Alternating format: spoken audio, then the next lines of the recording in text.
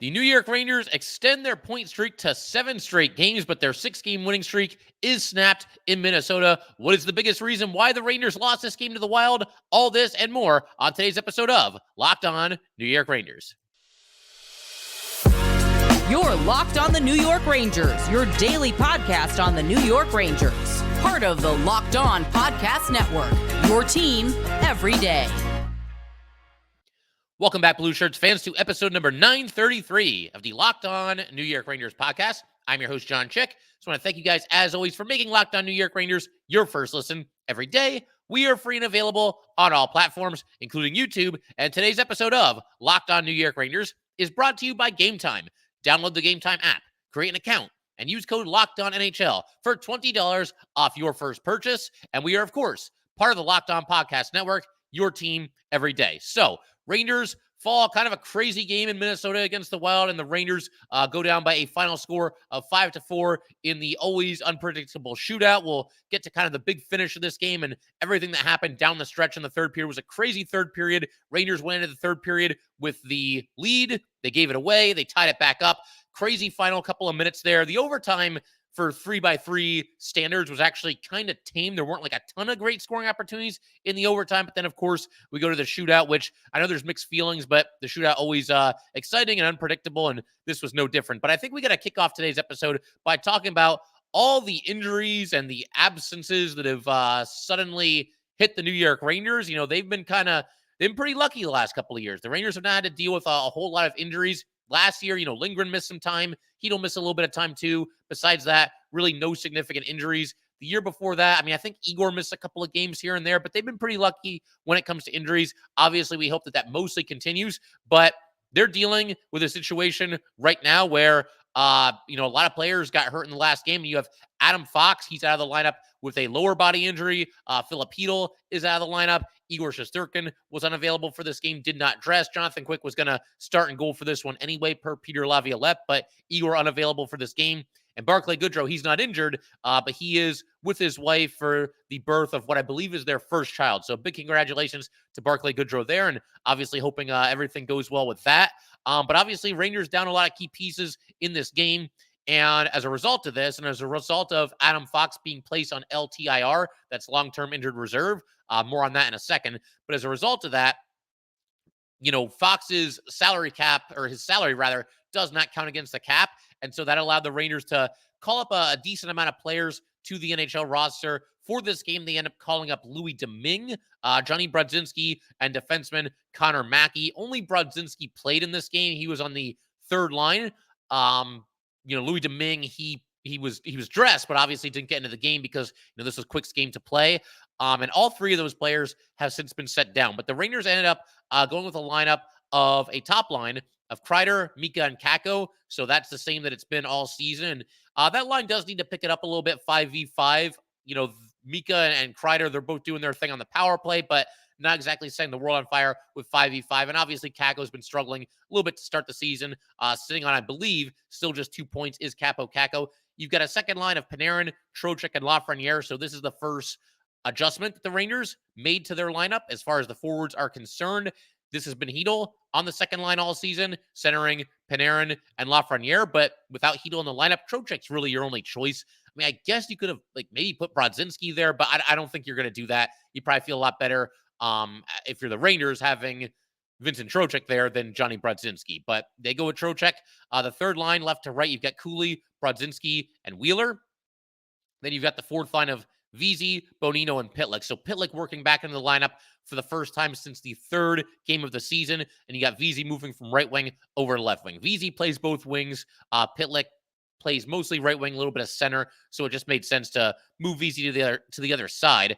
And speaking of people switching sides, you actually had Ryan Lindgren switching from left defense to right defense. And we knew this was going to have to happen because Adam Fox was out of the lineup. That left the Rangers with only two right defensemen.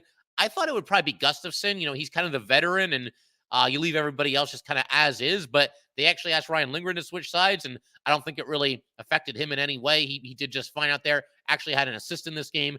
And anytime this game got chippy, which was pretty often, you could pretty much bet that Ryan Lindgren was probably going to be in the middle of it. If he was on the ice, he was certainly going to be in the middle of it. So Lindgren did his thing. And then you also had Miller and Trouba staying together, which I think makes sense. Try to keep things as similar as you can without having guys just moving up and down and left and right and all over the lineup with all these injuries. Peter Laviolette even spoke about wanting to do that. And as a couple of you guys pointed out, in the last episode, I was talking about how the Rangers could look to line up without Adam Fox. And I mentioned put Gustafsson up there with Lindgren on the top pairing. And a lot of you guys were right to point out that, with Fox not in the lineup, Miller Trouba becomes the top pairing. And it's kind of semantics, but you're absolutely right. I would certainly expect them to get the bulk of the playing time with Adam Fox not being there. When all four guys are healthy, Fox, Lindgren, Miller, Trouba, we look at Fox and Lindgren as the top line and Miller Trouba as the second, or pairing rather, I guess you could say. But really, it's 1 and 1A. All four of those guys are going to play a bunch, and you feel pretty good about all four of them when they're on the ice. But yeah, Miller Trouba listed as the first pairing for whatever that's worth. Then, of course, Gustafsson and Lindgren. And then Zach Jones mixing back into the lineup for the first time since I want to say the second game of the season. He had only played one game up to this point, and he's out there with Braden Schneider. And, of course, Jonathan Quick in the net and Louis Domingue backing him up. So as far as how the Rangers, could look to get by for the next however long this is going to be, with Adam Fox, we have an idea of how long it's going to be. The timetable seems to be 2 to 4 weeks. Hopefully, this isn't a situation where it's classic Rangers and they say that it ends up being more like 6 or 7 weeks. Hopefully, if Adam Fox comes back within that timetable, 2 to 4 weeks, I'll take it. Obviously, the sooner the better. But the most important thing here is that Adam Fox gets healthy, gets back to 100%, and comes back and is the Adam Fox that we all know and love. Fox was officially, as I mentioned a second ago, placed on long-term injured reserve, which means he must miss a minimum of 10 games and 24 days. It's not one or the other. It's both of those things. That also means that the first time Adam Fox will be eligible to return is on November 29th. The Rangers are at home against the Red Wings at 7:30 on that night. My gut kind of tells me that it might be a little bit longer than that because I don't know that the Rangers would have placed Fox on long-term IR if they thought there was a chance that he could be ready, on that night against the Red Wings or a little bit sooner before that. I think they probably would have, played the wait and see game with Adam Fox as opposed to putting him on LTIR. He does not count against the salary cap while he's there. And as I mentioned, that's part of the reason the Rangers were able to call up so many people from the minors, for this past game here. But with all that said, yeah, Brodzinski, Mackey, Louis Domingue, all headed back to the AHL. That's obviously on the surface very, very good news for Igor Shesterkin, because if Louis Domingue's not there and he has been sent back down to the Wolfpack, that would lead you to believe that obviously Igor Shesterkin at the very least is going to dress for the next game, and at the absolute least, absolute minimum, he will be there as a backup, or if anything happens to Quick, they feel comfortable putting Igor Shesterkin into the game. That's if Jonathan Quick starts. It's also possible that Igor, and this might even be likely, that Igor's ready to go. He's ready to rock. He's good to go for the next game, and he'll be back there in net on Monday against the Red Wings. So we'll wait and see. I don't think the Rangers have announced a starting goalie for that game, or they hadn't as of like an hour ago when I checked that. So we'll see how it goes there. Obviously, fingers crossed that Igor's good to go, and they just held him out of the game out of caution. And, obviously, with him not dressing, it leads you to believe that it was something of a concern, the injury, because, if anything happens to Quick, they weren't comfortable in this game against Minnesota putting Igor Shesterkin into the game, and that's why you get Louis Domingue being called up from the AHL. But, look, nobody can replace Adam Fox, one of the absolute best in the world. I saw people throwing out the idea of, the Rangers trading for somebody. That's pointless. There's nobody out there that's going to come in and do the things that Adam Fox is going to do. The best options they have are going in-house, and I think, having Erik Gustafsson kind of try to fill the shoes of Adam Fox. He's not Adam Fox. Nobody is. But, in a way, he's almost like a poor man's Adam Fox, and that sounds like an insult. It's not meant to be one at all. Erik Gustafsson has done a heck of a job for the Rangers. He comes up with a goal and an assist in this game, but he can go out there, play with Ryan Lindgren night in and night out. They can complement each other much in the same way that Fox and Lindgren do. You can have Gustafsson out there on the power play, obviously, and, he's comfortable doing that. That's kind of his MO. So the Rangers are in good hands. I think they'll be all right here. And then Zach Jones is going to get some more playing time for better or worse.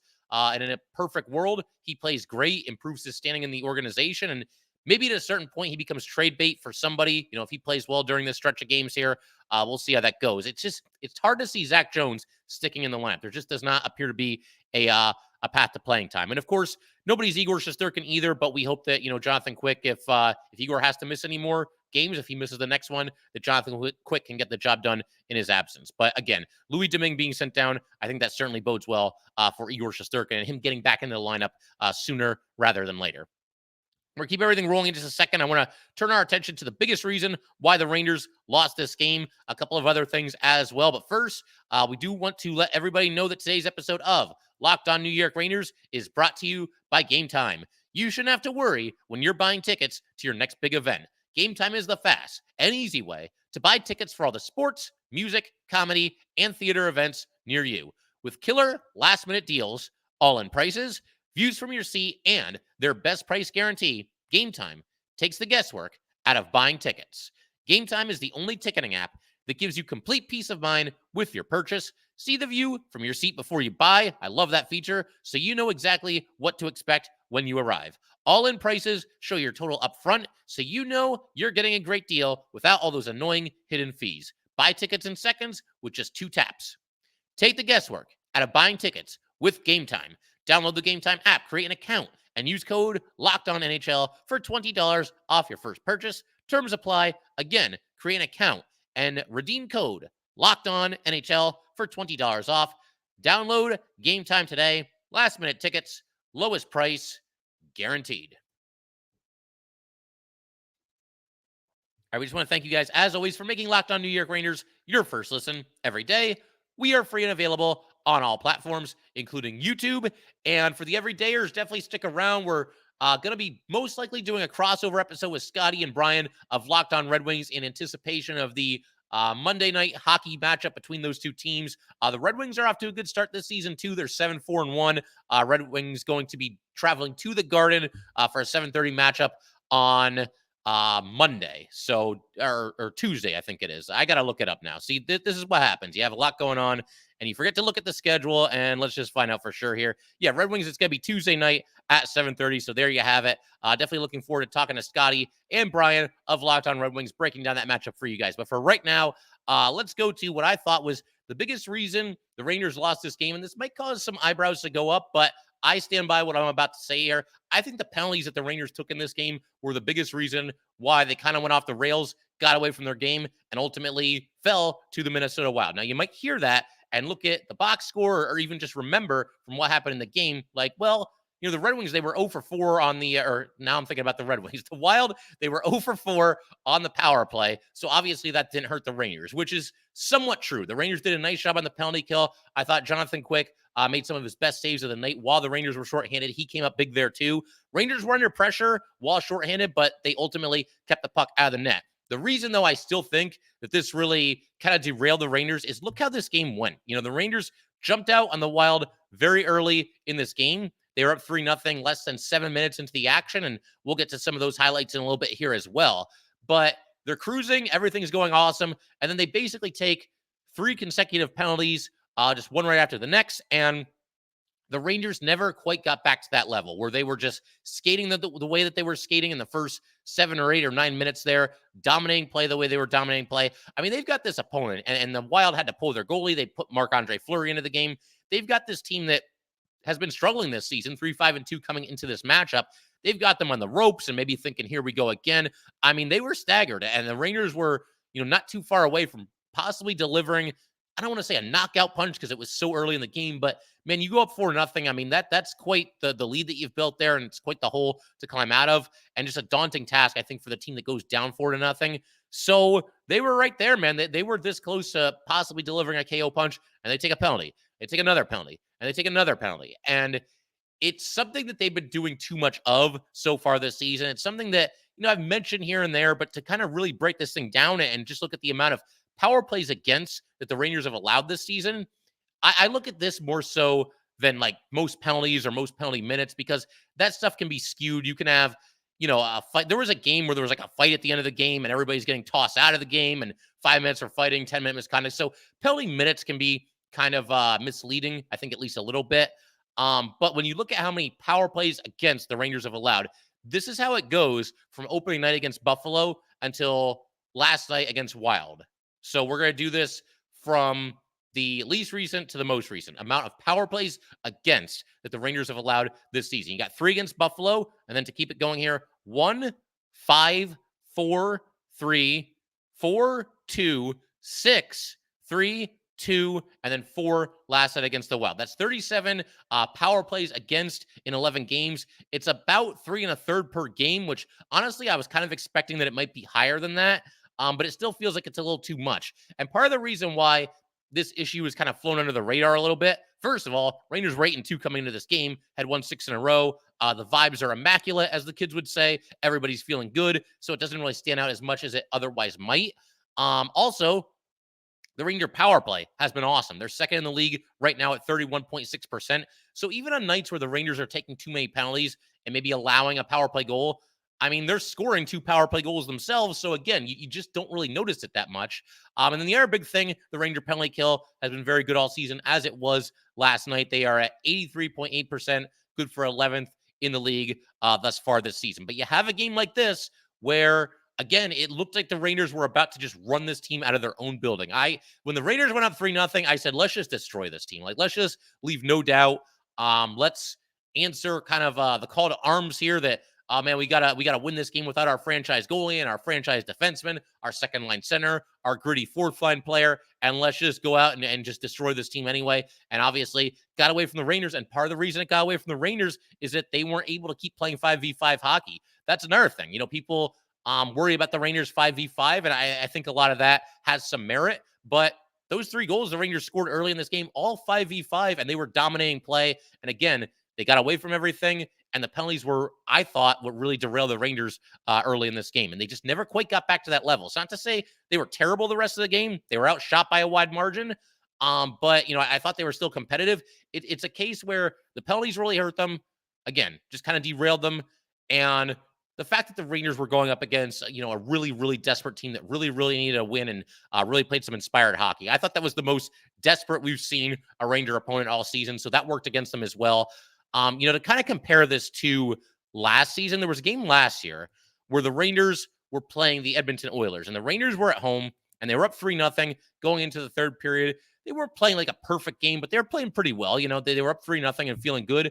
And the third period, I don't know what happened. I don't know if they thought they were home free or whatever it was, but the Rangers basically just started turning the puck over and just forgetting how to play hockey and basically opening the door wide for the Oilers to creep back into the game. And of course they did, and they won that game. So that was a situation too where the Rangers lost the game after leading by 3 goals. This game against the Wild wasn't nearly as bad as that. This is a case of the Wild really stepping on the gas. I think sometimes you got to tip your cap to your opponent a little bit. Matt Zuccarello is out there, so of course he's scoring 2 goals against the Rangers and a goal in the shootout. And yeah, you know, the Wild, they fought back in this game, and they won it fair and square. Again, it's not a perfect game by the Rangers by any means, and they really got away from their game a little bit. But again, I thought that the Wild played about as well, about as desperate as any team the Rangers have played thus far this season. And of course, the injuries, you know, that does hurt, not having all the players that, you know, we mentioned a little bit earlier in today's episode. But I'll keep everything rolling just a second. I want to talk a little bit about the shootout, the decision to go with Vincent Trocheck in the shootout. I thought that was interesting. Going to talk about that in a second. Also going to break down a couple of the Ranger goals and the way this game just kind of got crazy toward the end of the third period. And the Rangers basically kind of dragged themselves into overtime, at least got a point, at least kept their, not their winning streak alive, but their point streak stays alive at now 7 games in a row. We'll get to all that fun stuff in just a second. But first, definitely want to let everybody know that today's episode of Locked On New York Rangers is brought to you by FanDuel. Score early this NFL season with FanDuel, America's #1 sportsbook. Right now, new customers can get $150 in bonus bets with any winning $5 moneyline bet. That's $150 if your team wins. If you've been thinking about joining FanDuel, there is no better time than right now to get in on the action. The app is so easy to use. There's a wide range of betting options, including spreads, player props, over-unders, and much, much more. Something that my friend does. He's actually a big fan of the New York Giants, and he's been doing this for years with FanDuel, of course. And he never really believes in the Giants. Even the years that they won the Super Bowl not all that long ago with Eli Manning as the quarterback, he never really thought that they were going to complete the run. And then, of course, they did. But something that he likes to do is actually bet against the Giants when they're playing, because in his mind, when he bets against the Giants, something good has to happen. First of all, the Giants are not very good this season, so he's been winning a lot of those bets. But if the Giants lose, then he makes money. If he loses his bet, then the Giants win, and at least he gets to be happy about his football team winning. Just a little strategy there. Thought I would share it with you guys. But anyway, visit FanDuel.com/lockedon and kick off the NFL season. FanDuel, the official partner of the NFL. All right, let's go ahead and keep everything rolling here. I want to wrap up today's episode by talking a little bit about just some of the craziness that happened toward the end of this game. And specifically, I want to talk about a decision that was made by the Rangers, or by Peter Laviolette specifically, in the shootout. You get to the shootout with the Rangers, and I've kind of been wondering this, honestly, all offseason, all preseason, into the regular season here. None of the Ranger preseason games went into overtime. We had 2 recent games that did go into overtime, but neither made it to the shootout. First shootout we've seen of the Rangers this season in the Peter Laviolette era. And something I always wonder, whether it was Gallant before Laviolette, whether it was David Quinn before that, even going back to AV, I guess not AV because Panarin wasn't there at the time. You'll see what I mean by that in just a second. But the bottom line, the last 3 New York Ranger head coaches, when you're figuring out who's going to take the shots in the shootout, you have 2 guys who I don't think any coach in the NHL would not include in the lineup. And that would, of course, be Artemi Panarin and Mika Zibanejad. And, of course, those 2 shot first for the Rangers in this shootout. Panarin was able to score. Mika was not. But the question then becomes, and again, this goes back to Quinn, Gallant, and now Peter Laviolette, who do you pick as the third shooter for the Rangers? We've seen between all these different coaches, Kakko's gotten the chance at times. I believe Fox has even done it. Possibly Kreider, and trying to think, it's hard. And I think a lot of times these guys, Lafreniere, I think at times has been the third shooter. Did I already say Kakko? They've kind of had a little bit of a revolving door there as far as who's going to be the third shooter. And Peter Laviolette choosing to go with Vincent Trocheck, which I thought, I didn't really see it coming. I don't have any issue with it. And Trocheck came very, very close to scoring on this play. To kind of back everything up here, as I mentioned, Panarin scored, Mika Zibanejad did not. And the shootout after 2 rounds is tied at 1 goal apiece. And then you get the Wild catching a tremendous break with Boldy. Boldy goes in, makes a couple of moves, fires a shot off the post.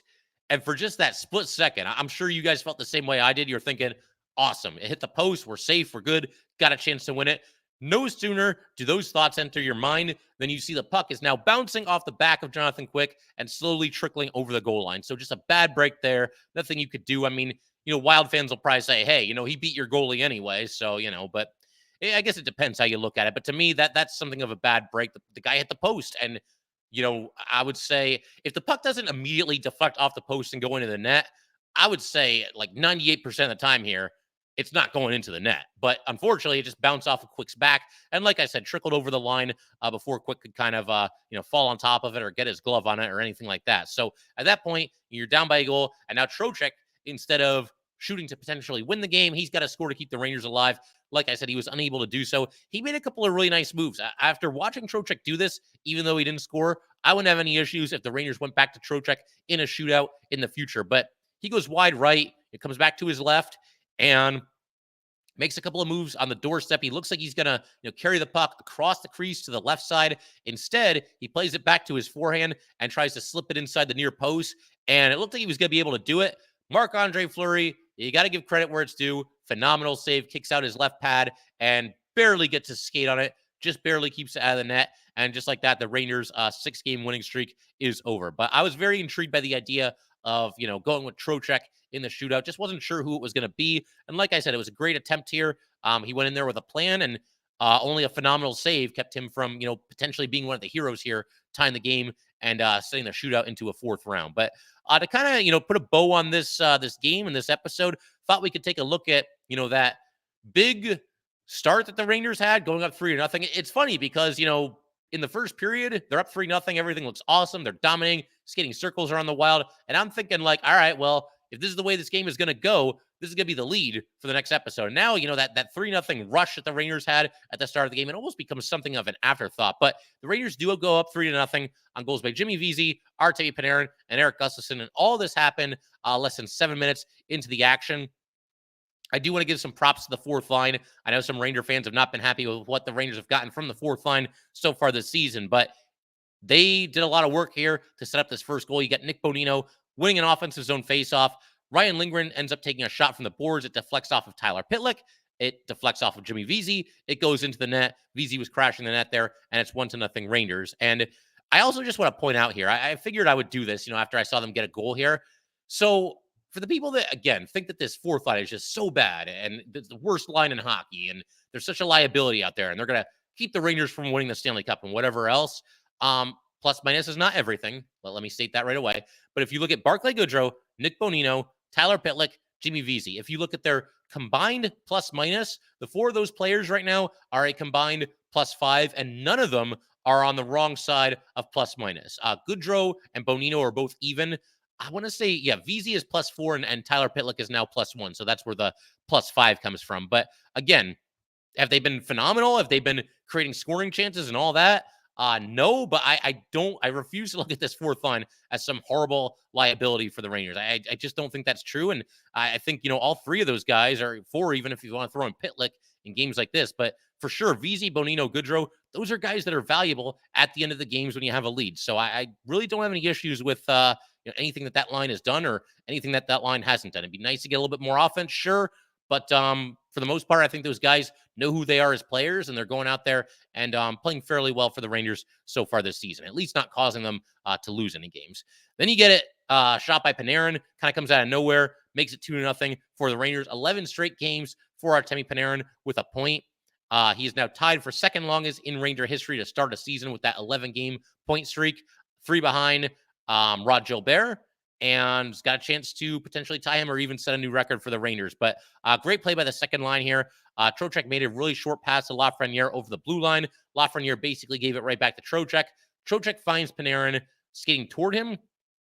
Panarin on this play is receiving the pass kind of in the center of the ice, and he's moving across the top of the right faceoff circle, and he kind of just stops and just shoots from along the boards. Like, he was so far away, and you just don't see goals scored from this shot on the ice. It's not, or from the spot on the ice. It's not exactly high real estate, but when you're hot, and Panarin's feeling it right now, and he's able to get that puck into the net there, make it 2-0, and then 3-0 on a goal by Erik Gustafsson.